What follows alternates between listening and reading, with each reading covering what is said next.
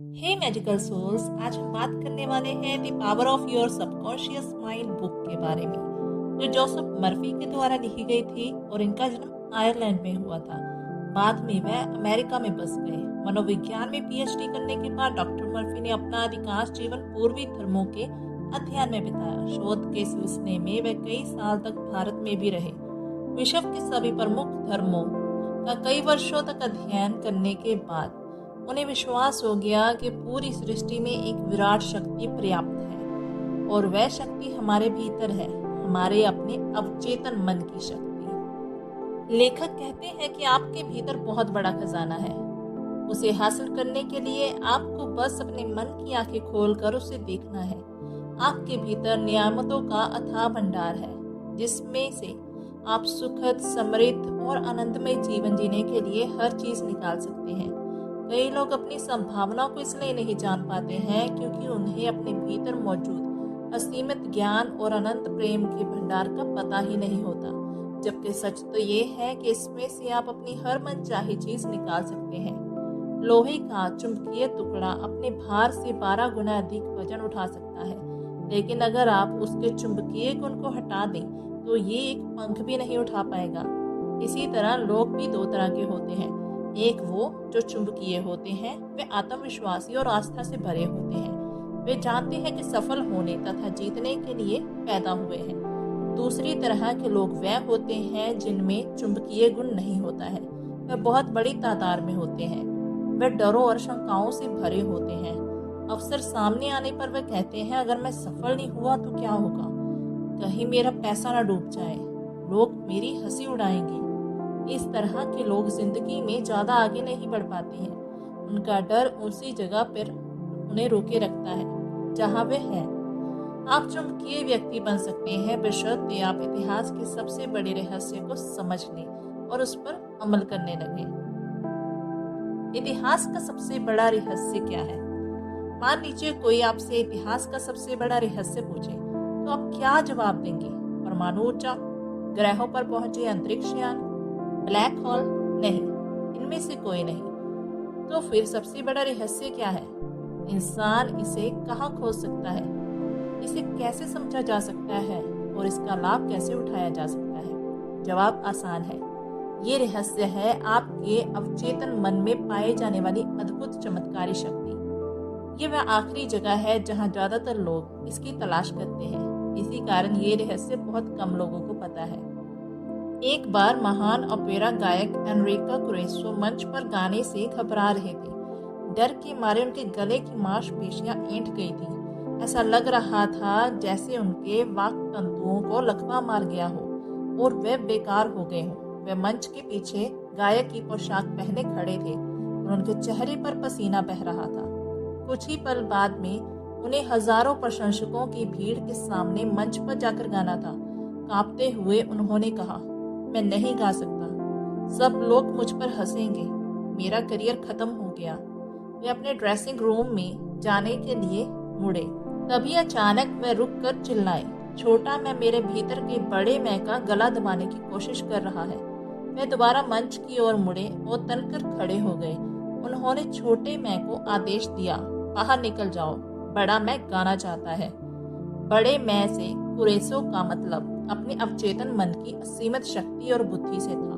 वे चिल्लाने लगे, बाहर निकल जाओ, बाहर निकल जाओ, बड़ा मैं गाने वाला है। अवचेतन मन ने प्रतिक्रिया करते हुए उनके भीतर की असीमित शक्तियों को मुक्त कर दिया। समय आने पर वे मंच पर गए और उन्होंने शानदार तरीके से गाया, जिससे श्रोता मंत्रमुग्ध हो गए।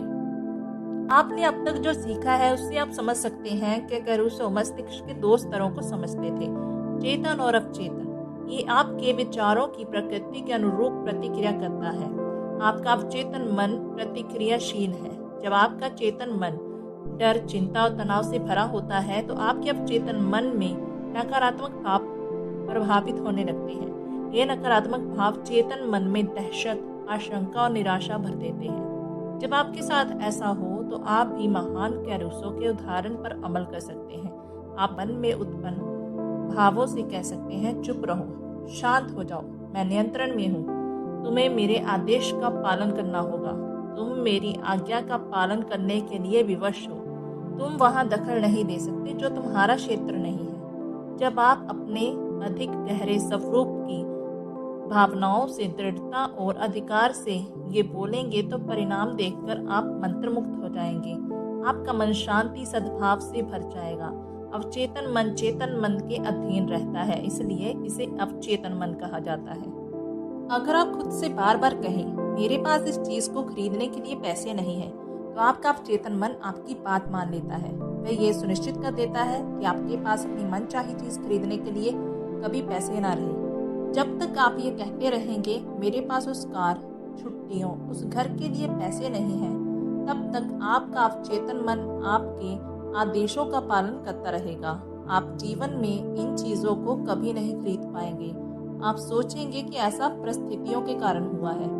आपको ये लगेगा ही नहीं कि आपने अपने नकारात्मक विचारों से ये परिस्थितियां खुद निर्मित की हैं। पिछले क्रिसमस ईव पर नीना डब्ल्यू नाम की एक युवती जो दक्षिणी कैलिफोर्निया यूनिवर्सिटी की छात्रा है, बिबली हिल्स के एक बेहतरीन शॉपिंग इलाके से गुजर रही थी। उसके मन में उमंग थी। वह बफेलो, न्यूयॉर्क में अपने परिवार के साथ छुट्टियां मनाने वाली थी। जब नीना एक दुकान के पास से गुजरी तो उसकी निगाह डिस्प्ले विंडो में रखे एक सुंदर स्पेनिश लेदर बैग पर पड़ी। उसने उसे हसरत से देखा, फिर कीमत देखते ही उसके मुंह से आह निकल गई। वह खुद से कहने वाली थी मैं इतना महंगा बैग कभी नहीं खरीद पाऊंगी। तभी उसे मेरे लेक्चर का ये वाक्य याद आया, कभी भी किसी नकारात्मक वाक्यों को पूरा मत करो, इसे तत्काल उलटकर सकारात्मक कर दो और आपके जीवन में चमत्कार हो जाएंगे। कांच के पार रखे बैग को घूरते हुए उसने कहा, ये बैग मेरा है, ये बिक्री के लिए है। मैं मानसिक रूप से स्वीकार करती हूँ कि ये मुझे मिलेगा और मेरा अवचेतन मन ये सुनिश्चित करेगा कि ये मुझे मिल जाए। उसी शाम को नीना अपने मंगेतर से डिनर पर मिली। वह रैपर में लिपटा हुआ एक सुंदर तोहफा लाया था। सांस रोककर नीना ने उसे खोला। वहां पर वही लेदर बैग था जिसे उसने उसी दोपहर को देखा था, अपना मान लिया था। उसने अपने मन को उम्मीद से भर लिया था। इसी तरह उसने इस मामले को अधिक गहरे मन यानी अवचेतन मन में पहुंचा दिया था, जिसके पास उपलब्धि की शक्ति है। बाद में नीना ने मुझे बताया, मेरे पास उस बैग को खरीदने लायक पैसे भी नहीं थे, लेकिन इसके बावजूद ये मुझे मिल गया। अब मैं जान चुकी हूँ कि मुझे धन और बाकी चाही गई चीजें कहाँ मिलेगी। वह सब मुझे अपने भीतर के साक्षात खजाने से मिलेगी। कुछ महीने पहले मुझे रूथ ए नामक महिला का पत्र मिला, जिसने मेरे भाषण सुने थे। उसने लिखा था, मैं 75 साल की विधवा हूँ। मेरे बच्चे बड़े होने के बाद बाहर चले गए थे। मैं अकेली रह रही थी और सोशल सिक्योरिटी तथा थोड़ी सी पेंशन पर गुजारा कर रही थी। मेरा जीवन बहुत ही सूना और निराशाजनक था। फिर मुझे अवचेतन मन की शक्तियों पर आपका भाषण याद आया। आपने कहा था कि दोहराओ आस्था और उम्मीद के जरिए हम अपने विचार अवचेतन मन तक पहुंचा सकते हैं। क्या ये सच हो सकता है? मैंने आजमाने का फैसला किया। मेरे पास खोने के लिए कुछ नहीं था। मैं बार बार पूरी भावना से दोहराने लगी, कोई मुझे चाहता है, कोई मुझसे प्यार करता है, मैं शादीशुदा हूँ और मेरा पति दयालु, प्रेम पूर्ण तथा आध्यात्मिक मानसिकता वाला है। मैं सुरक्षित और सुखी हूँ। मैं लगभग 2 हफ्ते तक हर दिन ये बात कई बार दोहराती रही। एक दिन नुक्कड़ वाली दवाई की दुकान पर एक रिटायर्ड फार्मासिस्ट से मेरी मुलाकात हुई। वे दयालु, समझदार और बहुत धार्मिक थे। वे मेरी प्रार्थना का आदर्श जवाब थे। 1 हफ्ते के भीतर ही उन्होंने मेरे सामने शादी का प्रस्ताव रख दिया। इस समय हम यूरोप में हनीमून मना रहे हैं। मैं जानती हूँ कि मेरे अवचेतन मन की बुद्धिमत्ता ही हम दोनों को इतने करीब लाई है। रूथ ने पाया है कि खजाना उसी के भीतर था। उसकी प्रार्थना उसके दिल को सच्ची लगी और उसकी सकारात्मकता उसके अवचेतन मन में उतर गई, जो रचनात्मक साधन है। जिस पल उसने दृढ़ता से ये तस्वीर देखी, उसके अवचेतन मन ने आकर्षण के नियम द्वारा जवाब खोज लिया। बुद्धिमानी और समझदारी से भरा अवचेतन मन उसे और उसके नए पति को एक साथ ले आया। आप इस बारे में जरूर सोचें। जो भी चीजें सच्ची हैं, जो भी चीजें ईमानदार हैं, जो भी चीज़ें न्यायपूर्ण है, जो भी चीज़ें शुद्ध है, जो भी चीज़ें प्यारी हैं, जो भी चीज़ें अच्छी हैं, अगर कोई आस्था है और अगर कोई प्रशंसा है तो इन चीज़ों के बारे में सोचें। याद रखने लायक विचार। खजाना आपके भीतर है। अपनी दिली इच्छा का जवाब भीतर खोजें। सभी युगों के महान व्यक्तियों का महान रहस्य ये था कि उनमें अपने अवचेतन मन की शक्तियों से संपर्क करने और उन्हें मुक्त करने की प्रतिभा थी। आप ही ऐसा ही कर सकते हैं। आपके अवचेतन मन के पास सारी समस्याओं के जवाब हैं।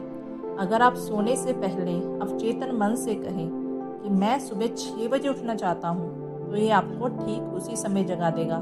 आपका अवचेतन मन आपके शरीर का निर्माता है और आपका उपचार कर सकता है।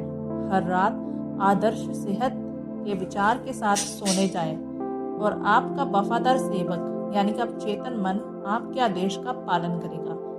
हर विचार एक कारण है और हर परिस्थिति एक परिणाम है। अगर आप पुस्तक लिखना चाहते हो और बढ़िया नाटक लिखना चाहते हैं, आपके श्रोताओं के सामने बेहतर भाषण देना चाहते हैं, तो ये विचार भावना और प्रेम के साथ अपने अवचेतन मन तक पहुंचा दे। वह इस पर पूरी अनुरूप प्रतिक्रिया करेगा। आप जहाज के कप्तान की तरह हैं। आपको सही निर्देश देने होंगे, वरना जहाज दुर्घटनाग्रस्त हो जाएगा। इसी तरह से आपको अपने अवचेतन मन को सही आदेश देने होंगे, जो आपके सभी अनुभवों को नियंत्रण करता है। इस तरह के वाक्यों का प्रयोग कभी न करें। मेरे पास इसके लिए पैसे नहीं हैं, या मैं ये काम नहीं कर सकता। आप जो सोचते हैं, आपका अवचेतन मन उसी बात को सच मान लेता है। वह ये सुनिश्चित करता है कि आपके पास कभी पैसे ना रहे, वह काम करने की क्षमता न रहे जो आप करना चाहते हैं। इसके बजाय दृढ़ता से कहें, मैं अपने अवचेतन मन की शक्ति से सारे काम कर सकता हूँ। जीवन का नियम विश्वास का नियम है। विश्वास आपके मस्तिष्क का एक विचार है। उन चीज़ों में विश्वास न करें जो आपको नुकसान या चोट पहुंचाए। अपने अवचेतन मन की शक्तियों में विश्वास करें। ये विश्वास रखें, वे आपका उपचार करेगी, प्रेरित करेगी, शक्तिशाली और समृद्ध बनाएगी। आपके विश्वास के अनुरूप ही आपको मिलेगा। अपने विचारों को बदल लें, आपकी तकदीर खुद ब खुद बदल जाएगी। अगर आपको वीडियो अच्छी लगी हो, मेरे चैनल को लाइक, शेयर एंड सब्सक्राइब जरूर करिएगा।